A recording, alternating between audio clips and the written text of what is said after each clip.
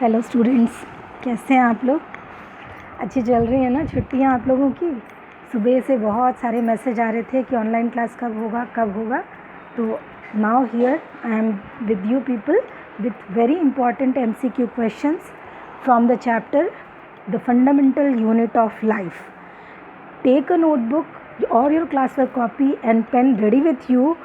Whatever answers of MCQ, if you are knowing them correctly, then write it down so that at the end of video you can calculate your marks or your answers and you can know how much you know about the chapter. And if you are not getting any concept, then I am here to help you. I will explain every question with the concept related to it. Okay, so be ready. So here comes the first question.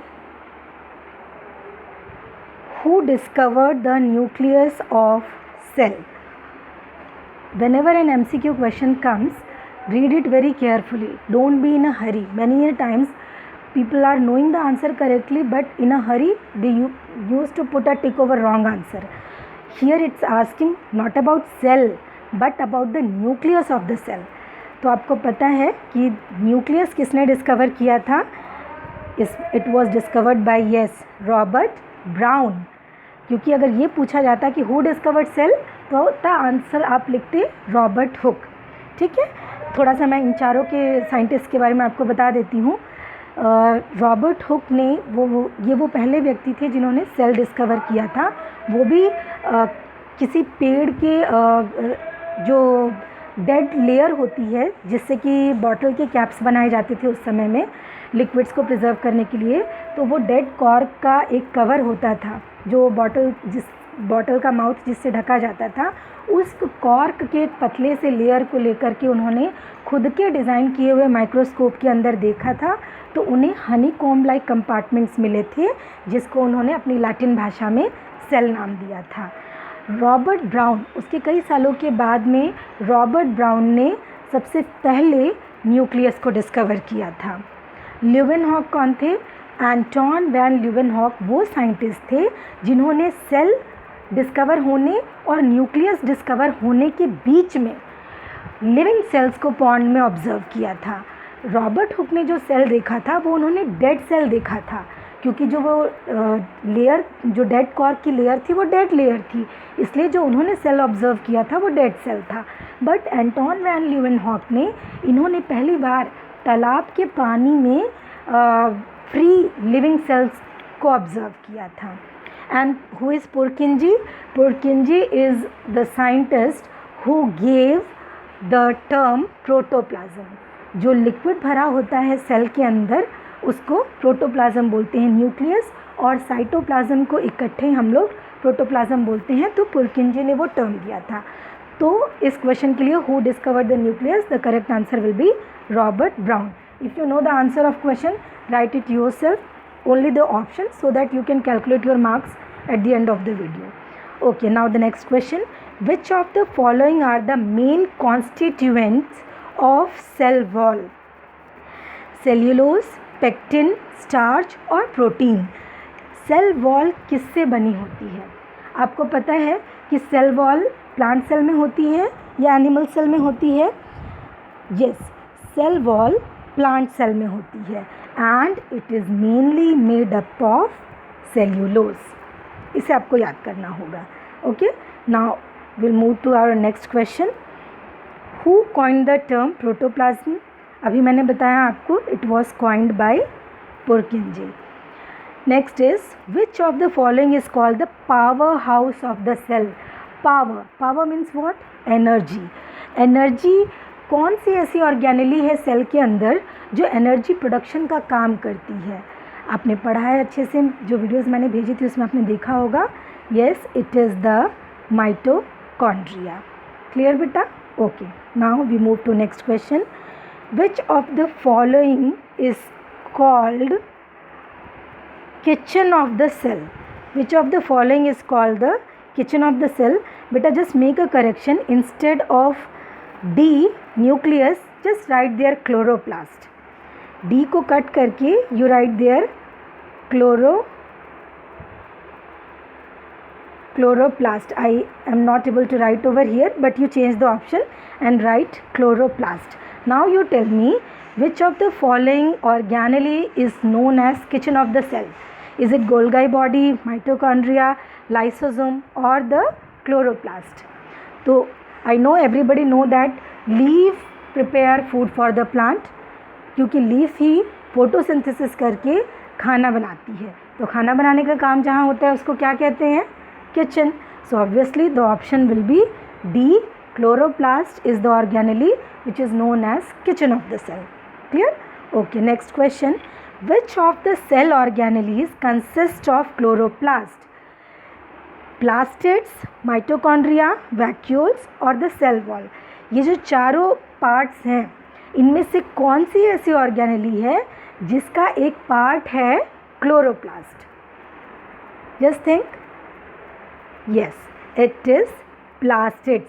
Plastids में 3 organelles होती हैं, coloured organelles: chloroplast, chromoplast and leucoplast. Chloroplast is green colored.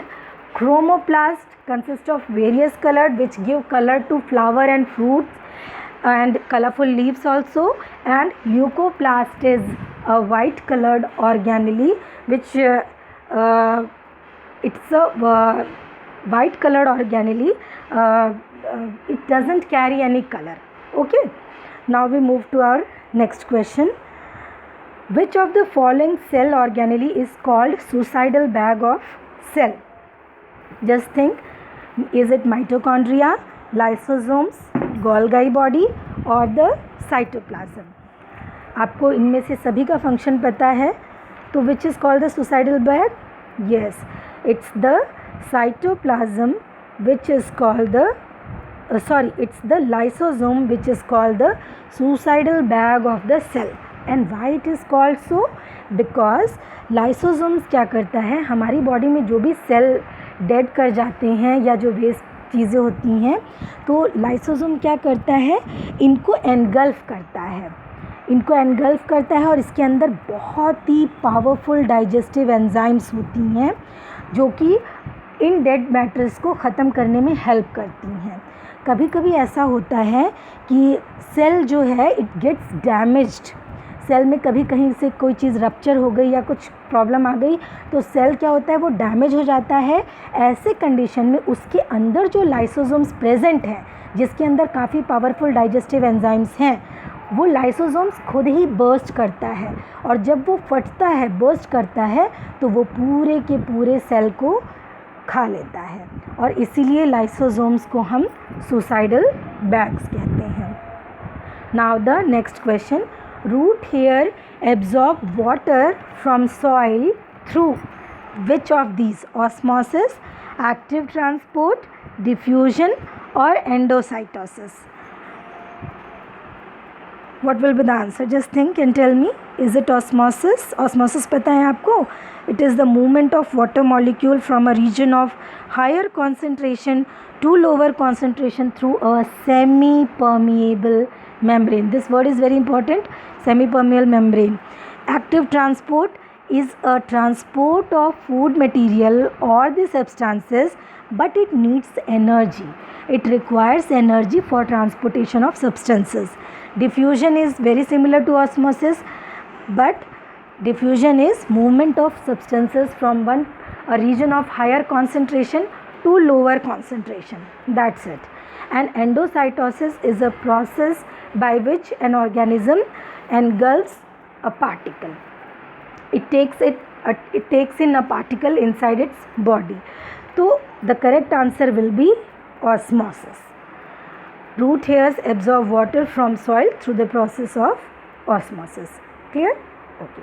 Now we move to next question. Which of the following is called the storehouse of the cell? Read this question. Storehouse. बहुत कुछ मिल रहा है power house of the cell से. Exactly. Store house हम किसको कहते हैं? माइटोकॉन्ड्रिया को कहते हैं. क्यों कहते हैं? क्योंकि माइटोकॉन्ड्रिया एनर्जी प्रोड्यूस करके अपने पास स्टोर करके रखता है.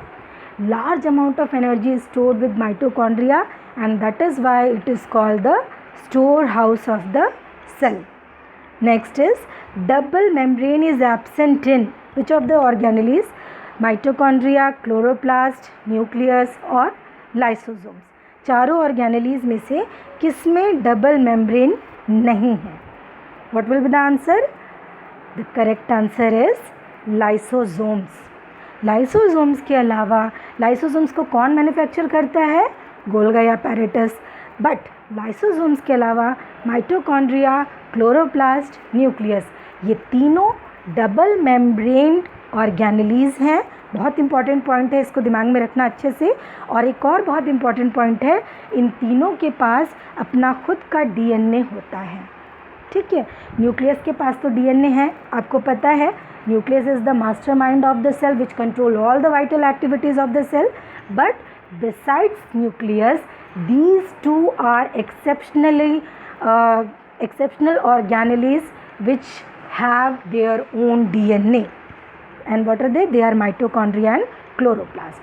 So all these three organelles, mitochondria, chloroplast and nucleus, they are double membrane organelles.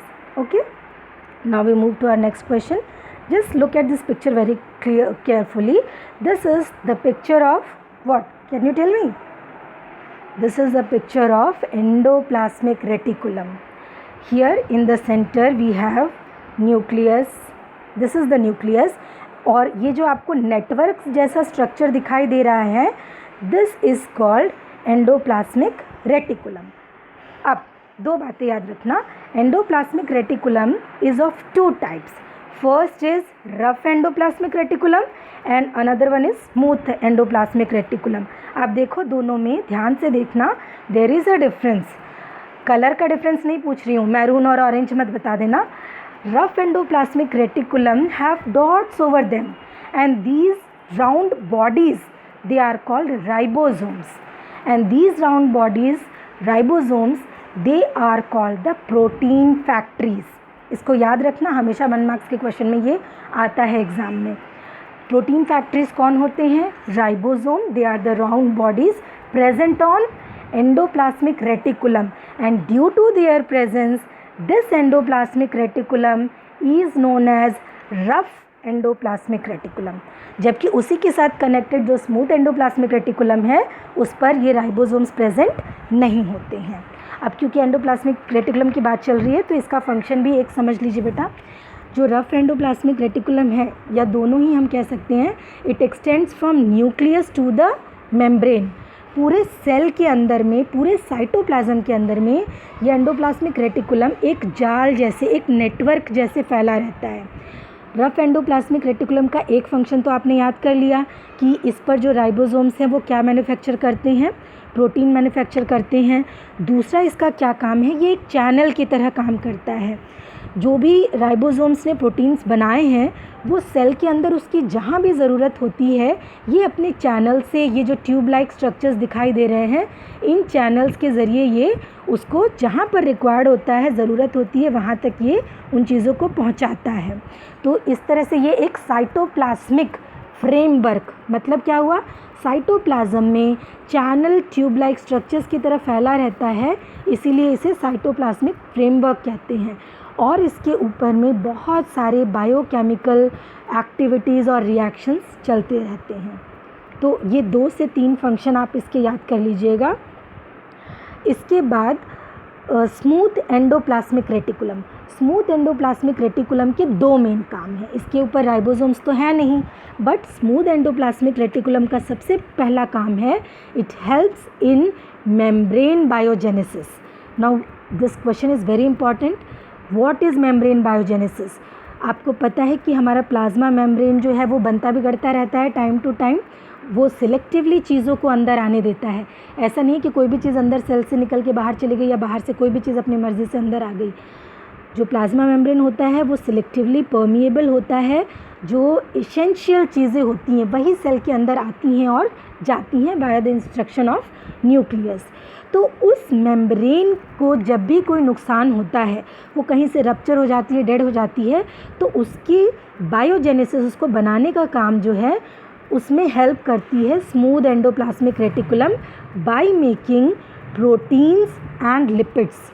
यानी ये स्मूथ एंडोप्लाज्मिक रेटिकुलम इस तरह के प्रोटीन्स और लिपिड्स बनाती है जो कि मेम्ब्रेन, प्लाज्मा मेम्ब्रेन की बायोजेनेसिस में हेल्प करते हैं। तो ये हो गया मेम्ब्रेन बायोजेनेसिस। सेकेंड इम्पॉर्टेंट काम जो है स्मूथ एंडोप्लाज्मिक रेटिकुलम, वो ये करती है कि हम बॉडी में जितने हमारे पॉइजन हैं, ड्रग्स हैं, हम हैवी दवाइयाँ लेते हैं, उसका जो इफ़ेक्ट होता है, जो भी नेगेटिव चीज़ें हैं उसको डिटॉक्सिफाई करता है।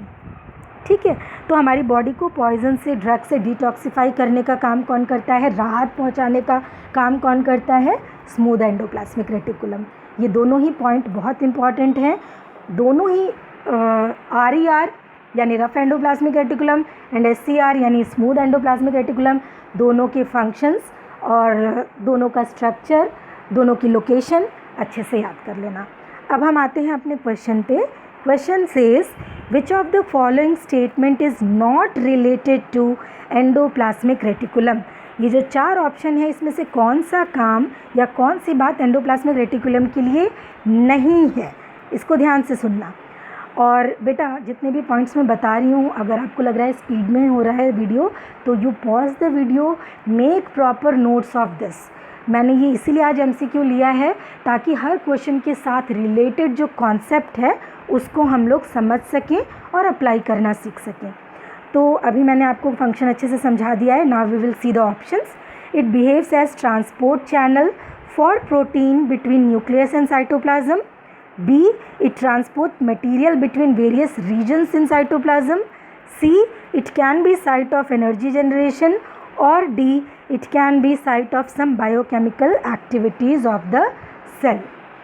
अब जिन बच्चों ने नोट्स लिखे हैं जो मैंने समझाया है, तो they will easily spot the answer that the correct answer is C, क्योंकि मैंने जब फंक्शन एक्सप्लेन किया तो मैंने कहीं भी एनर्जी जनरेशन वर्ड यूज़ नहीं किया था। Rest options A, B and C are all the functions of the endoplasmic reticulum. So I hope the concept of endoplasmic reticulum is clear to you. So we will now move to next question. The nucleus control all the activities of the cell. आपको पता है mastermind है, brain है हमारे cell का, सारी activities control करता है and act as a site of DNA material and protein synthesis. Nucleus के अंदर ही DNA और प्रोटीन भी बनता है। It is composed of some component which all together give nucleus its functionality. सारे ही कॉम्पोनेंट्स को मिलाकर के न्यूक्लियस इकट्ठे एक यूनिट के रूप में काम करता है। अब आपके सामने एक डायग्राम है और नीचे 3 ऑप्शन दिए गए हैं। You have to label all the parts A, B, C and D. तो pause the video, think for a while and label in correct order. What is A, what is B, what is C and what is D? So did you get the answer beta? C. A is nucleolus. This orange membrane is the nuclear membrane which says that this structure is of nucleus. Nucleus has this membrane which is not a continuous network. Inside this there is nucleolus. इसके अंदर nucleolus होता है which is A. B is chromatin material. Chromatin thread like structures होते हैं, that is chromatin material which have chromosomes in it. And C is the nuclear membrane, बता दिया मैंने। And D is nucleoplasm. Option D is nucleoplasm. So the correct option is C. Correct answer is C. Okay बेटा, nucleus के अंदर जैसे cell के अंदर liquid भरा होता है जिसे हम साइटोप्लाज्म कहते हैं, वैसे ही न्यूक्लियस के अंदर में भी एक लिक्विड रहता है जिसे हम न्यूक्लियोप्लाज्म कहते हैं। तो न्यूक्लियस से जो भी चीज़ बनेगी वो बाहर जाएगी तो इसी लिक्विड से होते हुए बाहर जाएगी। जैसे न्यूक्लियस से सेल के अंदर या सेल के बाहर साइटोप्लाज्म के से होके चीज़ें पास होती हैं, वैसे ही न्यूक्लियस के अंदर में न्यूक्लियोप्लाज्म से होके चीज़ें पास होती हैं। तो the correct answer will be सी।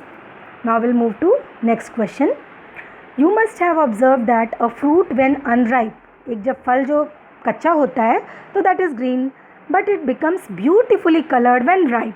जैसे मैंगो का एग्जाम्पल ले लें तो कच्चा होता है तो ग्रीन होता है, पक जाता है तो येलो कलर का हो जाता है। According to you What is the reason behind this color change? Is it A, chloroplast change to chromoplast, or B, chromoplast change to chromosomes, chloroplast change to chromosomes, और chromoplast change to chloroplast? What do you think? मैंने इसको explain किया था अभी plastids में.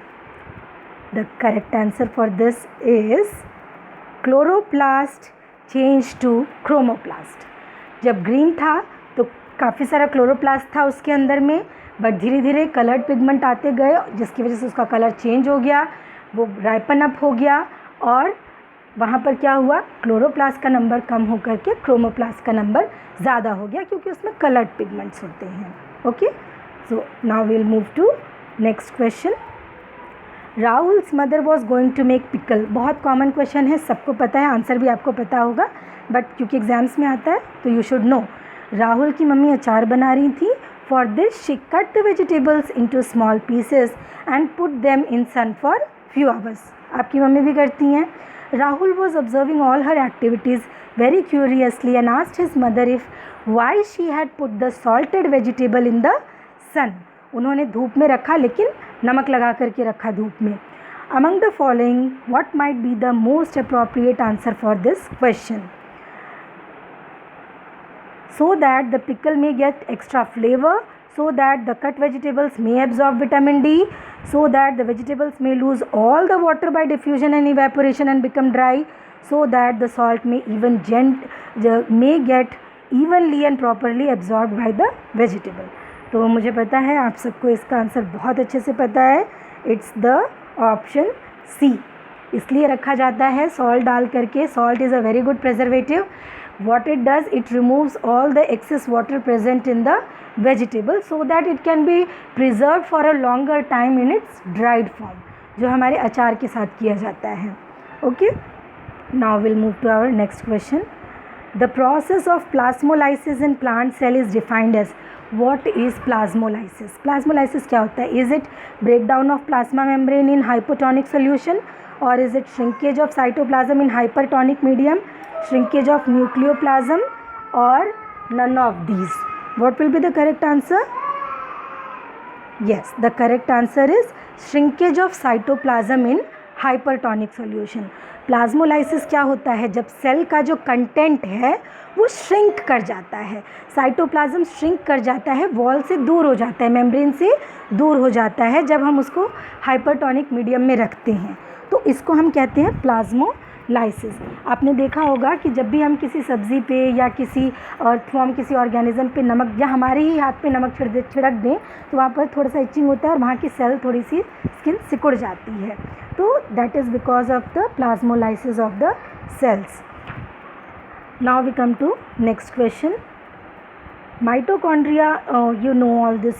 Mitochondria are the site of respiration in the cell.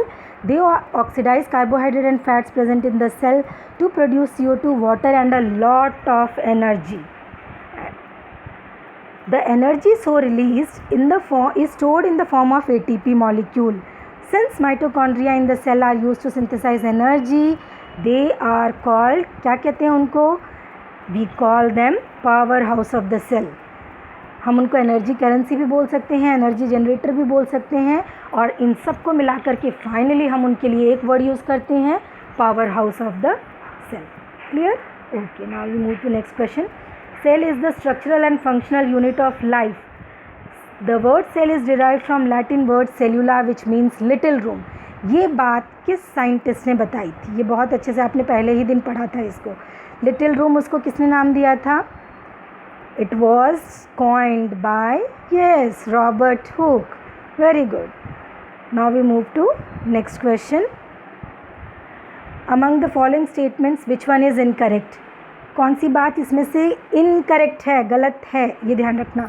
Golgi apparatus is involved with the formation of lysosomes. सही या गलत? Correct. Nucleus, mitochondria, plastids have their own DNA. Hence they are able to make their structural proteins. This is also correct. Lysosomes are called suicidal bags because they eat up their own cell. This is also correct. So what is left out? Cytoplasm is known as protoplasm. Exactly, this one is incorrect. क्यों गलत है ये? अभी मैंने बताया था protoplasm, the nucleus along with cytoplasm is called protoplasm, only the cytoplasm is not called the protoplasm. अगर cytoplasm को प्रोटोप्लाज्म ही बोलना था तो एक ही चीज़ के दो नाम क्यों रखे जाते, ठीक है। Okay, now will move to our next question. A vacuole is a space और cavity within the cytoplasm of a cell enclosed by a membrane and typically containing fluids। देखो बेटा, वैक्यूल्स का कॉन्सेप्ट मैं आपको समझा देती हूँ। Vacuoles जो होते हैं ये स्टोरेज सैक्स कहलाते हैं, क्योंकि इसके अंदर बहुत सारा सॉलिड और मेनली लिक्विड कंटेंट ये स्टोर करके रखता है। इसका साइज़ प्लांट्स में तो इतना बड़ा होता है कि कभी कभी पूरे के पूरे सेल में 90% वैक्यूल ही रहता है, बाकी सारी चीज़ें साइड में हो जाती हैं। एनिमल्स में वैक्यूल्स का साइज़ कंपैरेटिवली छोटा होता है, और इन वैक्यूल्स के अंदर जो लिक्विड भरा होता है उसको हम कहते हैं सेल सैप, जिसका मेन फंक्शन होता है सेल को टर्जिडिटी रिजिडिटी देना, ये नहीं कि पिचक जाए सेल, तो टर्जिड बने कि उसको प्रॉपर साइज़ दे करके रखना। और इसके अंदर जो भी चीज़ें स्टोर्ड होती हैं लिक्विड के अंदर, उसमें बहुत सारे amino acid, sugar, organic acids और काफ़ी सारे प्रोटीन्स भी स्टोर रहते हैं इसके अंदर में। तो ये फंक्शन है वैक्यूल्स का। Now the question is which of the following is not a function of vacuole. तो अभी मैंने आपको फंक्शन समझाए हैं, उसको दिमाग में रख के इसका ऑप्शन टिक करिए। They help to store the toxic metabolic by product of the plant cell, they provide turgidity and rigidity, they help to maintain the osmotic pressure of the cell, they help the plant in its growth by process of cell division. What do you think, what will be the option? Yes, the correct option will be D।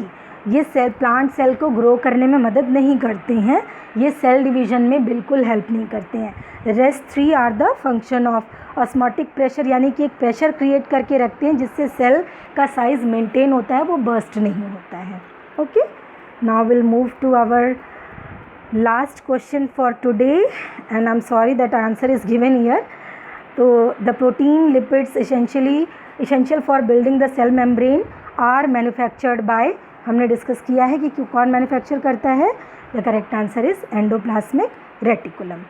So I am ending this MCQ session today and you people have to revise. I am giving you 2 days, इन 2 दिनों में के बाद next class होगी maths की। तो आज आप बैठ कर के अच्छे से फंडामेंटल यूनिट ऑफ लाइफ को पढ़ लीजिए। Text book is more than enough for you, and if you have any doubt, just write your queries in chat and send it to me. Okay, and if anybody is there who is getting full marks in this MCQ, they will also inform me. Okay beta, take care, goodbye.